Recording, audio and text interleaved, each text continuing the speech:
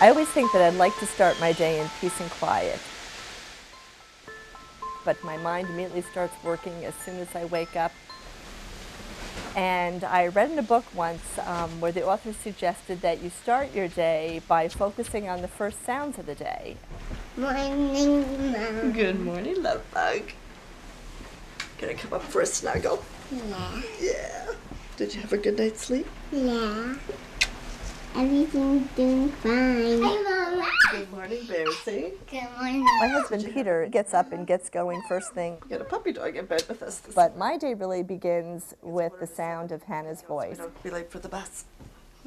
It becomes a holy moment. There you go. The kids are up and they've headed to the family room. And we're going to start the day as we have ever since they've been infants. Let's open the blinds. Together we all greet the new day, and that's become our morning prayer. Good morning, God. Thank you for this new day. Whether it's sunny, rainy, when we've woken up in a good mood or a bad mood, it reminds us to give thanks. Each other and the school day go well. And help us to go help the day go smoothly and help us not to get mad at each other and help us not.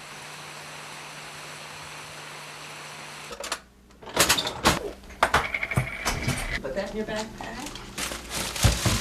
This is the hectic time in the morning when we're trying to get the girls on the bus at time and we're making lunch and brushing teeth and brushing hair, and it's thinking back on those first sounds of the day that keep me centered on what's really important.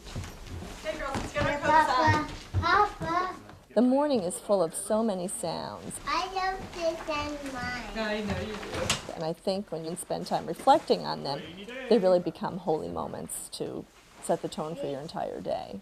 Bye-bye, girls. Have a good day. Love you.